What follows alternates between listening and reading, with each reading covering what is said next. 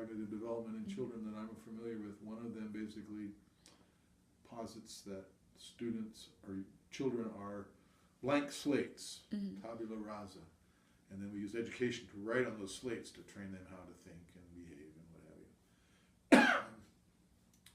But all evidence suggests that children are full of meaning, and we constrain their thinking, so they only think in certain ways that we think are best, rather than, right? So we're actually making them stupider by sending them to school. So when I'm designing a class, I'm trying to find ways of getting you to open up and try different things, rather than trying to narrow you down into a particular pathway, in part because I don't know. Right? The kinds of questions I'm asking, the kind of things I think that are going to make you an effective information professional, there is no book out there. There is no right answer available to anybody. And yet it's clear that this is a direction that's not only possible and probable. This is one of the reasons why I need Homo Connectus as a concept, because I think that you guys have this pressure to connect horizontally, and you're going to have to satisfy it. You're going to have to do something with that. So why don't we use that to try to make you more effective and more creative? And it's got to be creative, because there's nobody to ask but each other. Right? So that's good. I think it's a very healthy thing. So I'm really just trying to get students to stop memorizing things and spitting them back on tests as if that's the truth, as if that's the right answer. When in fact we don't know what the right answer is. None of us do. I admit it, my colleagues don't. Right? That's the difference. And so my idea of a class is try to get you guys to open up and start thinking in different ways. And that's the best I can do for you. And it's fun too. You know, we do some strange stuff. I like your class. Yes. I hope people like get into groups and talk about our ideas and just generate a big idea and work on it. I like it. Well, we're going to do that today in particular. I think today we start big time with strange ideas. So what's about today? It's not about the interview. Well, I've asked everybody to come with some ideas about other kinds of activities or services other than the main barter transaction. So something out of that, or like still relate to that? I'm basically going to take us farther out first. Okay. Right. I'm going to start talking about a forum. You know what a forum is historically? In Rome? No. Forum? Forum? Like everybody talks about their ideas and share. I don't know. I don't really know. That's the modern use. It was certainly a place to talk. There was also a market. It was a place to meet people. You'd eat. Yes, there'd be some commerce and things traded and what have you.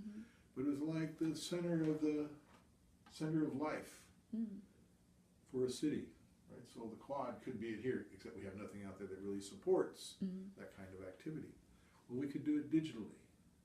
And so create a forum like Rome. And that does some very powerful things. For example, it gives us an idea of what kind of graphics to use, what kind of metaphor to use to describe what it is people do at our site. And yes, they're going to be able to trade stuff and buy stuff. But they're also going to be able to talk to people about music, or find out about restaurants, or all kinds of other things. And so I'm starting with these other possibilities, these other things that people might want to do. And I'm trying to get you guys to come up with strange ideas. And ask yourselves, why couldn't that relate to barter transaction? Interesting. Why isn't that part of life at Syracuse University? And there's no quad here. I mean, there's no center of this campus where students gather physically. Let's make one that's digital. And it'll do a bunch of things. It will still have the barter transaction. And you're still going to have to go out and talk to a few students to figure out how it needs to look or how it needs to work. But so it's a much bigger community. this, including It's much, what we are doing now, but adding more yes, stuff. adding more to it. Mhm. But again, I'm just trying to get you guys to think creatively, think in ways that don't exist now. Mm. Right, so I'm going to use the metaphor of a forum, the Roman one in particular, which was a very important part of human existence 2,000 years ago. Yeah. It's just not so much anymore. We've gone our separate ways. Right, and we've been using media for that for 100 years, maybe. And that sort of worked, but it was too much top down. Mhm. And now we have this horizontal dimension to explore. So how are we going to structure that? Yeah. Because everybody can produce a film that looks pretty good, right? Yeah. So it's not the film that's going to solve it for us. Mhm. It's something else. It's how to organize the way that human beings are talking with each other, how to keep track of what's going on Yes. without violating proper privacy, how Mhm. to help people figure out when they're going to come together. Mhm. It's the coordinating. Yes. Figuring out who's going to do what when we have a team to solve something. So we can share responsibility, we can share the cost of doing this, because the cost is going to be more and more time Mhm. and less money. Yeah. Right, so how can we do that so that when you spend some time, you actually get something done, Mhm. as opposed to just go waste time. Yeah. Because that's one of the things that's going to happen to you guys, to Homo Connectus. As you get out into the world, you're going to be very busy. Mhm. And time's going to be very important. And so finding ways of getting something done in a short amount of time is going to become more valuable to you than more money. Yes, that's true. And we can help them. We can help people do that if we start now. Because then in 5 years or 10 years, who cares if social media is there? Mhm. You guys are going to have these places like the forum, the SU forum, Yes. that don't exist in the physical world, but everybody goes there to get things done. When they have some free time or they want trying to get something done, they go there to do it. Mm. Right? They don't have to Interesting. physically travel there. They can go there from wherever they are. Yes. Save a lot of time. Yeah, and Yeah. traveling. Traveling is going to be so expensive, Mhm. right? I bought a house a couple of years ago in Seattle, Mhm. and because my wife and I are going to retire there. And when we first bought it, round trip tickets to Seattle were $200. Well, now it's not. Now it's $800. Yeah. And that's just going north. I mean, it's just going to go higher and higher and higher. Uh-huh. And my salary hasn't gone up like that. I can't afford to go to Seattle as often as I used to. Yeah. And so that's got to be impacting industry. That's got to be impacting government. Mhm. So, but nobody's really thinking in that way. They're thinking in terms of technology, Mhm. right? Or artifacts, but industrial age artifacts, not digital artifacts. Yes. And I see the digital artifacts as not being print on a page. I mean, we did that. We've been doing that for thousands of years. It's not helping right now, Yeah. right? We got too much of that. It's got to be something else.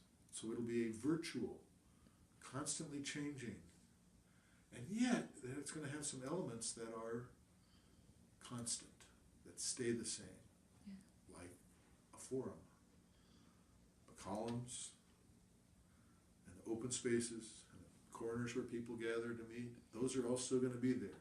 Mhm. And the analogs in the digital environment are tools to help people coordinate, tools to help people divide up the labor, Yeah. etc. Those are still going to be there. But the problems are going to change. And the cost to people to getting things done is going to go down when they're in your spaces Mhm. compared to other spaces that people who are focusing on social media are going to be paying attention to. So I think all those people on social media are going to come to you, say, help us, we need to get this done, we need some help. Mhm. And Twitter isn't going to do it, Facebook isn't going to do it, what do we need? Yeah. And you can't answer them, but you can start talking with them, and you can start taking examples of what you've done and what your colleagues have done, and deploy technology to help them. They're going to have it already. The networks are there. They're going to have the phones. They're going to have the tablets or whatever. So they don't need to buy anything.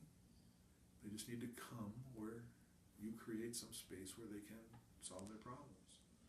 And that's going to be worth lots of money, right? So that's one thing you need to, I think, hear clearly about what I'm talking about as well, is that I have nothing against you guys making money at all. It's just, it's not going to happen like it happened for Bill Gates. Yeah. And it's not going to be all in one small number of people. It's going to be much more broad, dispersed. And it's, you guys are going to start it. So I would say you have an advantage for the next 25 years. You guys will be the best. Do you think any website or app has taken on doing this right now? Well, there are, just like there are in the hardware area, there are certain kinds of phenomena that are very interesting. They look cool. You know, think about Apple. I mean, iPhone was very interesting creation, but it's losing market share now. It's not so unusual anymore. Everybody's got a flashy phone. It's like, and it didn't solve any of the world's problems at all. And that's going to be the difference, is that you guys are going to enable people to make decisions and solve problems. Right? And so that part's not going to go away. The need for that's not going to go away. Whereas the need for a fancy big screen phone, you know, what's the difference between a tablet and a phone? You can't make a phone call with that. No, just bigger screen. That's it. Well, nothing new. That's because of the industry. Yeah. Right? It's the same technology as this. There's almost no difference. Yeah, we've been talking about Apple just being not creative for these like new generations of their. Well, see, their whole purpose for creativity is to make money. They're not interested in human problem solving. And that's why user-based is so important, because the one thing people have, and will always have, is problems. Yeah.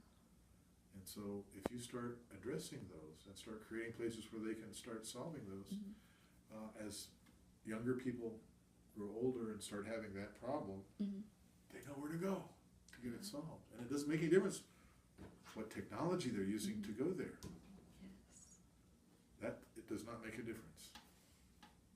Right? So it's shifting the emphasis from hardware and content to conversation and environments that support collaborating.